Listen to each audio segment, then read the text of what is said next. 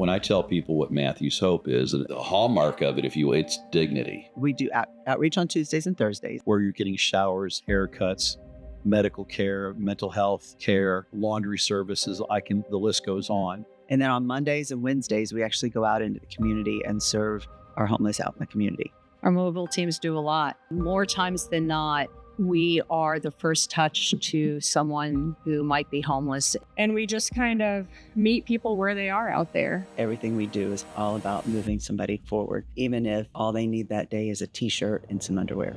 That is a part of moving forward that they didn't have when they woke up that morning. It cuts back on them being picked on and being identified as someone being homeless. Our guests don't get looked in the eyes. People don't take the time to get to know their story. When you have been beaten down so severely over time and kind of written off, that when somebody knows your name and you feel heard and you feel seen, it changes a lot of things. There's people that don't know anything about anybody, but that is the stigma that everybody that's homeless is a drug addict or they're criminal or, something of this. So people shun people without even knowing their story. 31% of all first-time new homeless people are a baby boomer.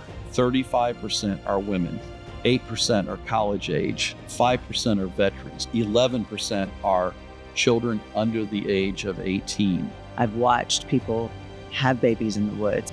We have seen second and third generation homelessness. Does Matthew's Hope offer any services for children? We actually have a preschool. It's Montessori based. It's Montessori based, right. So a lot of hands-on learning. The coolest thing we've done is we have added a child behavioral specialist. These kids have seen things that no one should see. When you look at the history of Titusville, space goes up, space comes down. People that were literal rocket scientists that are not homeless. Imagine one day having a job, having a home, and then the next day, no paycheck. You've had this lifestyle, and now all of a sudden you're living in a car that you really can't pay for, that you're probably about to lose. Her entire life changed in minutes, not days, in minutes. Couldn't catch my breath. We were hanging trusses.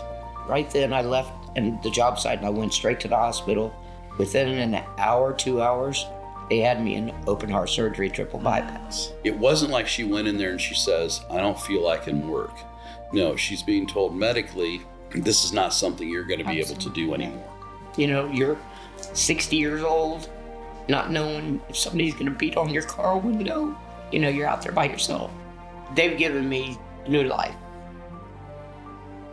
Total different than it was before. The level of anxiety of the homeless population right now is off the charts. We have so many people come in and their clothes are still wet from the day before. But nobody's asking for tents or sleeping bags because there's no place to go. They're sometimes being moved 2 or 3 times a night. I thought it was ironic that we have Jesus, who's clearly Jesus, sleeping on a park bench. That person would be arrested today if that were to happen in the state of Florida. Are we just eventually going to put all of these people in prison? And is that the way we want to spend our tax dollars? Their mental health is just taking a major toll. And then you add the heat on that, the not being able to sleep, really takes a toll on their body and mind. They're wearing worn out shoes. They don't have support. So they're going to have knee problems. They're going to have back problems. They're going to have hip problems. And then they're sleeping on hard concrete. Rest is important, 6 to 8 hours to recover. The buses are going to do amazing things there. Once our guests walk onto the bus, they will get their own pod for the night. A place to plug in their phone, a place to just have some privacy. It will sleep 20 people, and we have 2 other buses already in production. Why are buses a better alternative than building permanent shelters? Nobody wants it in their backyard. The lack of empathy in our country now, in our culture now, is something like I've never seen in my 63 years. I think it's important that the stigma behind homelessness is addressed. If you didn't have a mental health issue before you became homeless, Sure. You will afterwards. Donnie had a situation that he was not in control of, frozen in that place. Probably trying to get God's attention because, it's very terrifying.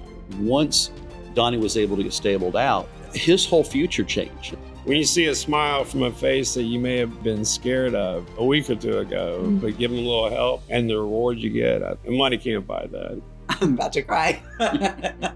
We're actually going to hire him. He has earned that responsibility So for all of those who look down on those experiencing homelessness and they call them a lost cause, how many more Donnies are out there? There's no telling. Everyone is somebody's son, daughter, sister, brother, uncle, aunt, grandfather. I'm often asked, why do you do what you do? Or how do you do what you do? We really need more people thinking, why wouldn't I? That's my neighbor.